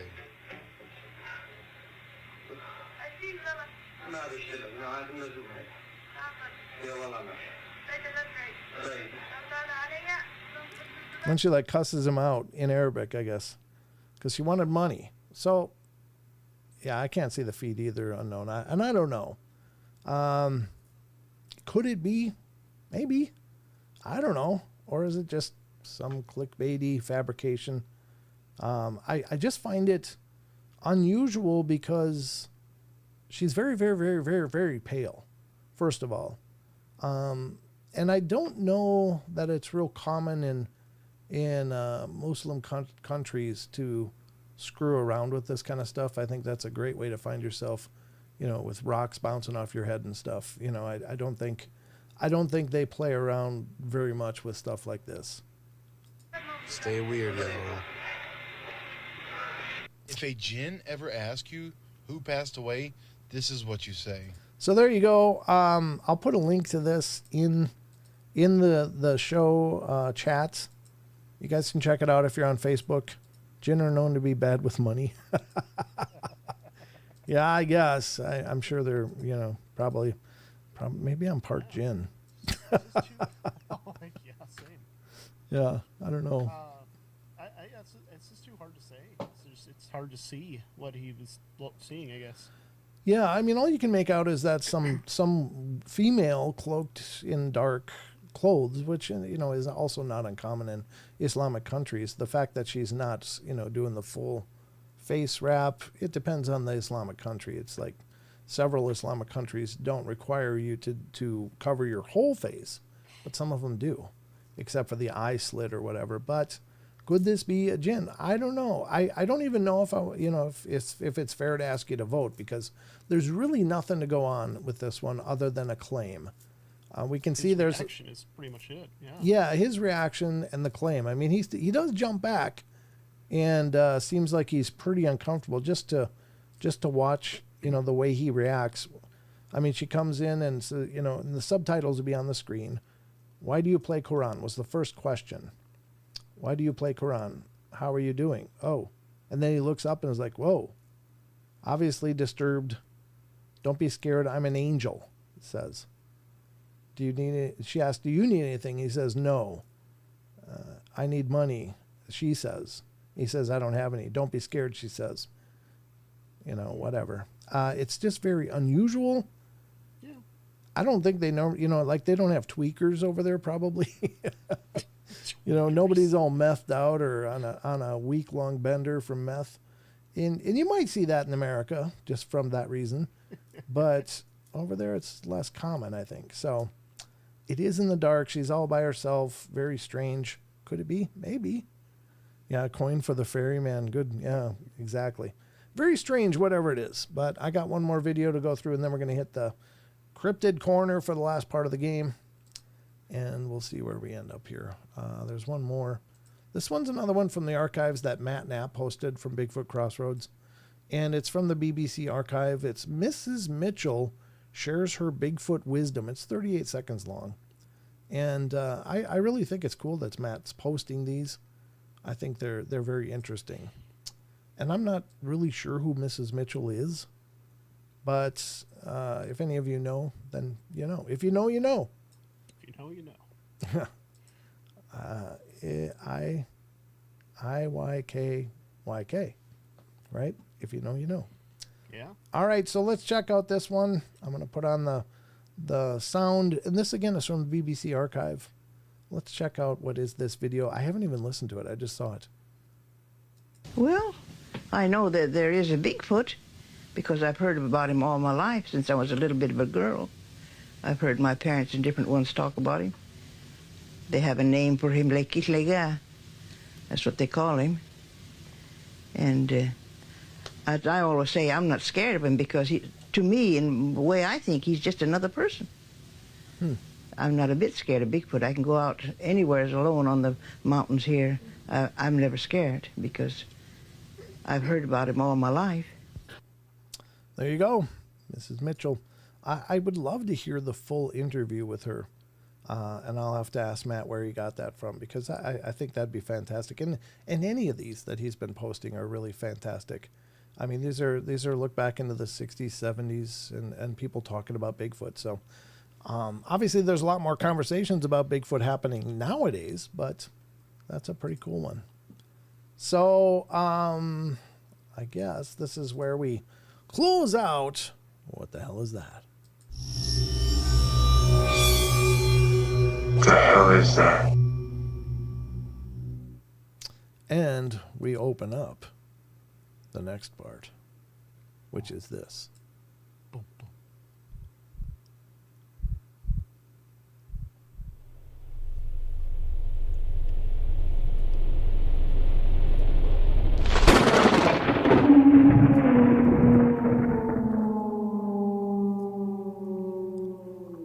There we go. Time for the Cryptid Corner, ladies and gentlemen, where we're going to dive into a little bit of fun, a little bit of interesting information here. We're dealing with cryptozoological stuff.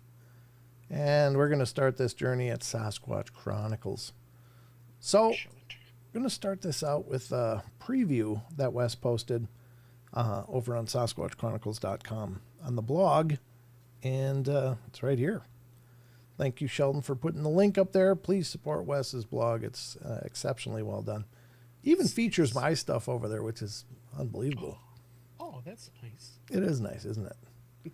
God bless him. All right, here we go. From August 14th, Sasquatch Chronicles blog, preview of an upcoming show, The Caveman on the Property. Spoke to the witness who is from Oklahoma, and he said, I saw the creature on 2 different occasions in broad daylight. What I saw looked like a caveman. I was a young man when this encounter took place, and I was frozen, looking at this thing. Later that night, it came to my window. Oh, God. You know, it's bad enough to see one in the day, but how do you process it looking in your window? I've seen so much over the years on this property, I've learned many years ago to keep my mouth shut because of ridicule. I recently received some bad news from my doctor. I don't care anymore what people think. A friend of mine recommended your podcast. So here we go, folks. Preview of an upcoming show, The Caveman on the Property. So I don't know if Wes, exceptionally well done is a bit of stretch. Oh, stop. When is this upcoming, Wes? When do you release this one? Just if you could say in the chat when you release this episode, I'd appreciate it. Here we go. Here's the clip. I probably got 100 yards into the woods behind the house, no farther than that probably. But we're going along, dog's out in front of me. I'm just kind of watching the dog, probably 10, 15 feet behind it. All of a sudden, this dog, he was such a good hunting dog, people, family, and friends used to come borrow him. You know, so he was used to the woods and wild animals. Anyway, he turned, yelped, turned, and ran by me just as fast as he could. And so I'm watching him, and as he ran by me, I'm looking at him, and he's heading back toward the house. Fast as he could go. I'd never seen him act like that. And when I turned and looked back to where he had come from, standing probably 20 to 25 feet in front of me, in a little opening in the trees there, stood, for lack of a better description, a gigantic, hairy humanoid of some kind. You know, as a 7.5-year-old boy, it was a monster to me, you know, is what it was. And I immediately, I don't know where it came from. I never heard it. But all thing I can figure is the dog, when it became aware it was there, the dog hightailed it. And but when I turned back around and saw it, I was frozen. I could not move. You know, every instinct in my body, I wanted to scream, holler, and run, but I was frozen with fear. First time I'd ever been that way, but the guy, I'll call it a guy because it was some type of a ancient prehistoric type man is the only way I can describe it, a caveman, if you will.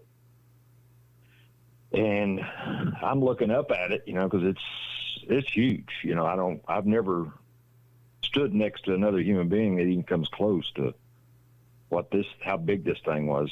But I'm kind of frozen on its face, and my top of my head probably come between its knees and its waist if I was guessing, you know. Wow. So I'm locked, looking up, just frozen. It's just looking at me. And I can't move, I can't holler, and it's not moving. It's not making a noise. And if you've ever seen an old dog, when he'll lock in him something he's curious about, he'll tilt his head. This thing did that, looking at me. Tilted its head sideways, you know, as it stood there, just standing there with his arms down the side, and tilted its head and showed me its teeth. And I swear it was, you know, over the last, which is fixing to be 50 years since this happened, I thought about it, and I think it was smiling at me. I really do, you know. It just showed its teeth and tilted its head and stared at me. And I couldn't do anything if I wanted to. I was just frozen. And it looked at me for, you know, it seemed like an eternity when you're that afraid. Time, it seemed like it took forever, but it probably, I thought about a lot, was guessing, maybe 40 to 50 seconds. It stood there in front of me, just looked at me, then just took a step to the right, went in behind this big, what I know now to be a cedar tree, big fluffy green tree. And that's where it had come from. You know, I guess it stepped out from behind that tree. That's why I didn't see it when we come up on it, and the dog didn't either. And but the dog was out in front when it came around to the side of the tree. I guess the dog seen it, or, you know, whatever, knew it was there and took off. But I never did until it stepped out, and then it stepped behind the tree. And when it stepped behind the tree, all of a sudden I could move. And I immediately turned and headed toward the house as fast as I could run. But like I said, after something like that happens, I don't know how to explain it, but my legs didn't seem to want to work. You know, I guess maybe I was in shock. I don't know. Wow. There you go, folks. Oh, wow. So Wes says that's coming out tomorrow? Yep, it's coming out tomorrow. He says it's public tomorrow.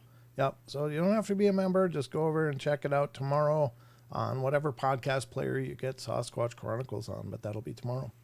Thanks for letting. He was 7 years old. Yeah, 7. He said his head went from somewhere between the knees and the waist. Like, that's how tall he was.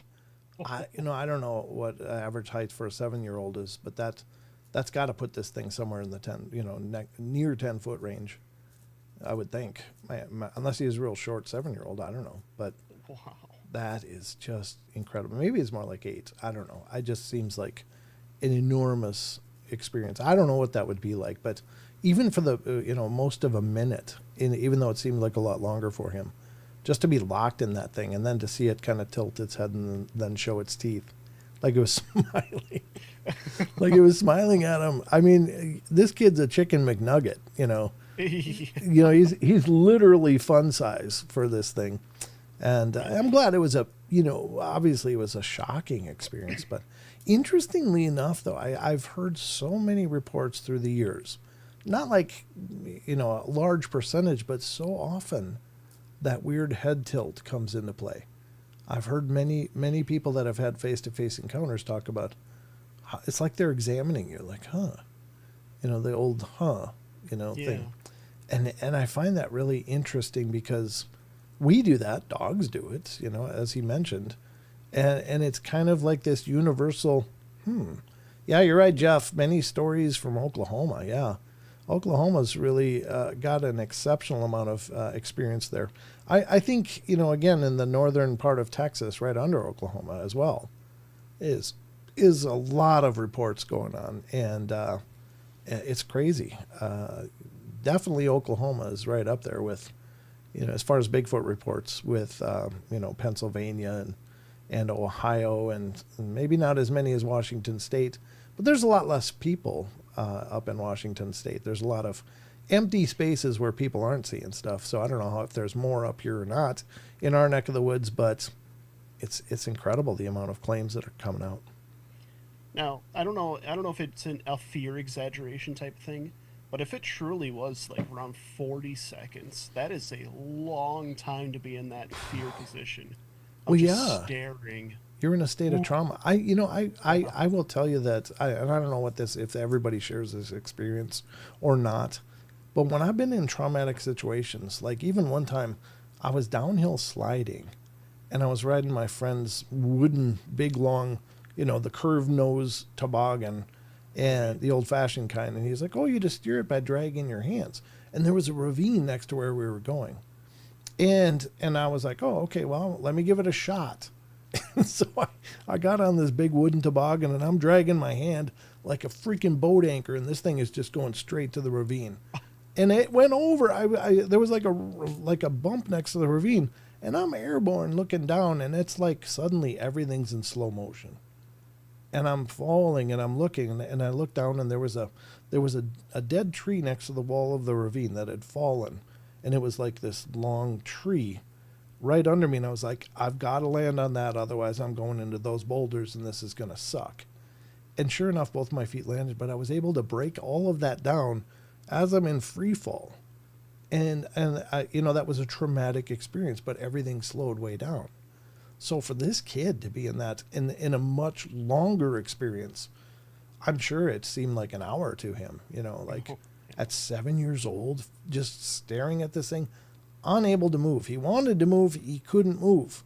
He was just in such a state of shock. So, man, my heart goes out to him. Wow.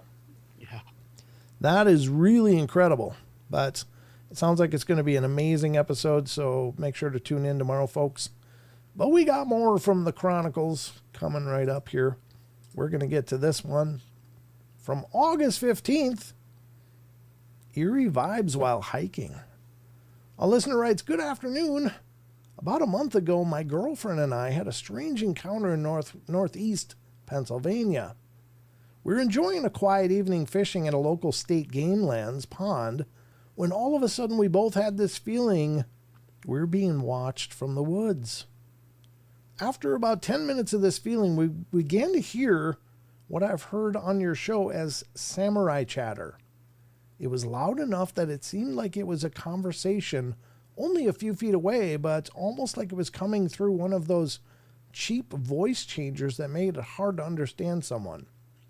It's a pretty quiet area with some hiking trails and a dirt road that passes through this section, so we would have noticed someone if they had come through. From what we could tell, the sounds were coming at least 2, if not 3 areas above us in the woods. We waited a little longer before they started moving back and forth through the woods, still chattering away. It was at this point we had looked at each other and realized we were both feeling and hearing this. We decided to leave shortly after this. What do you think this might have been? Well, I mean, I don't know why they bothered asking the question. Sounds like it's pretty clear that just based on the report. So, yeah. Yeah. Wes says the guy tells a stranger story later. I had to bring him back for part 2 after giving Brent crap about part 1/2 or 1 out of 2. Hey, I'm just telling you. Sometimes you gotta create 2 episodes. Sometimes they go long. Sometimes I gotta flesh them out. It works. That's right. It works. Absolutely. So that's a wild experience. The samurai chatter is gotta be surreal to experience that in person. Yeah. You know? Oh, I mean, yeah. You don't normally hear that kind of thing out in the woods, or hiking. Oi, it's like, what? Yeah. No, I want to go home now. I'll just be in the fetal position here until that stops.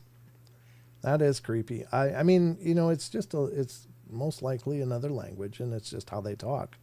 Mm-hmm. But the interesting thing I was thinking about too as I was reading this is, you said it sounded like it was just a few feet away, but I think their vocal volume is so much louder than ours. Like when they yell, they can yell. They can be like a mile away, and people can still feel it, like the power in that sound. So I imagine they're like everybody has a friend that's a loud talker. They don't have a low volume talk, but most of us just talk like this, normally. But there's those people that, Oh, my Lord. Go to any Walmart and you'll find them. But yeah. Yeah. But there's the Yes. loud talkers, and then I think, well, just when you hear reports of how loud these sounds are, and the growl that I heard, it was I don't know, it sounded like it was coming from right behind us, but it may have been a little further away. That's the power of their vocalizations. So really, really weird stuff. That's a good point, actually. Yeah. Yeah, I get about one a night. That's about it now. Well, there you go. Sasquatch Chronicles blog brings us the third and final story. I'm going to go a little bit longer because we started a little bit later. Ooh, maybe this one's okay. All right, August 9th. It was so human-like. A listener writes, "Hey, Wes, hope you're well. I've actually emailed you before, and I just read back through those emails, and they don't make much sense. So let me give you a more detailed account. In 2021, I bought some property in Kentucky, so I'd have a place to camp and possibly live off the grid. It's about an hour and a half west of Louisville, Kentucky. The camp is actually on the south side of a small lake, former gravel pit, and the north side of the lake is actually butts up to the Ohio River. Well, straight across the river is Hoosier National Forest. South of the camp is railroad tracks, then a creek that's more swampy than not. I had a 6x14 V-nose cargo trailer that I converted into a camper. There were no windows, so I usually just left the door open. When you enter the camper, there was a countertop to the right and a straight ahead from the door. I had a stool where I always sat. To the left was the living area, and so one night in late summer, around 11 p.m., I went out to wash my hands. I had my water jug just sitting on the tailgate of my truck, and when I got past the camper, I heard a growl. It was deep, slow, and powerful. It sounded like it was about 40 feet away, but I remember thinking it came from the hill across the road. The next day, I realized there was no hill. The thing was just that tall. And when I heard the growl, I immediately turned around and went back to the camper. Yeah, you'd nope the hell out of there. Couple minutes later, I was fooling around with something on the counter when I caught movement out of the corner of my eye. It was something white coming up from the bottom corner of my door, approximately 16 inches off the ground, and I started to turn as the white thing continued to rise. Before I actually laid eyes on it, I thought it was someone wearing one of those ceremonial tribal masks. And then we met eyes. It got weird immediately. As soon as our eyes met, he did this fake scared thing. His mouth kind of puckered up like he was saying, "Ooh," and then he opened his eyes wide and started moving his head around like it was scared. I call it a look of sarcastic fear. I felt like he was mocking me, if that makes sense. It was so human-like. I hope to hear from you. I still haven't found anyone I can tell the whole encounter to. Wow. He actually locked eyes with human. What are you gonna do? Are you scared? Are you scared? No, I don't think they probably make mocking faces. I think maybe it was like, oh, God, he's right there. Maybe it was a genuine, maybe it seems exaggerated, but these are not people. Yeah, right. I don't know. I mean, if you see a monkey, it's not mocking you when it goes like that. They're actually surprised. Like you see those magicians doing tricks for like orangutans. Right. And their look is like, and it really seems exaggerated. Yeah, it's a very exaggerated thing, but I think it's genuine surprise. Like, what the hell just happened? So I don't know. I don't think it was probably mocking him, but I just think that, you're seeing something that's not a person, but resembles a person. And so you expect human level reactions, but I don't think that that's fair. Yeah, true. We don't know their normal. Right. Yeah. Knee-jerk reaction facial expressions. Right. Yeah. I mean, it's just, they just kind of wear it on their sleeve. I'm sure they're not overly calculating or duplicitous. It's just like, oh, I'm really afraid. Ooh, I'm making my scared face. It's not like that. They really, I think they genuinely probably elicit the emotional responses that they're feeling. So, very cool story, though. I hope you get a hold of him, Wes. Just saying. Yeah. Not that you have to listen to me, but that sounds like a good one. I don't know. Sounds like a good one. So there you go. That's going to kind of wrap it up for tonight, folks. Hope you guys enjoyed the journey and had a good time. And yeah, I think it was fun. I think it was a good show. Sorry I got a little bit late start. I didn't mean to start so late, but I just lost track of time, and that's how it happens. So that's how I roll. A wizard is never late, nor is he early. He arrives precisely when he means to. There you go. That's right. That's right. In case I ever take up being a wizard, I got that. Thank you, right. Gandalf. Yes. All right, so Sheldon Thomas, anything in closing?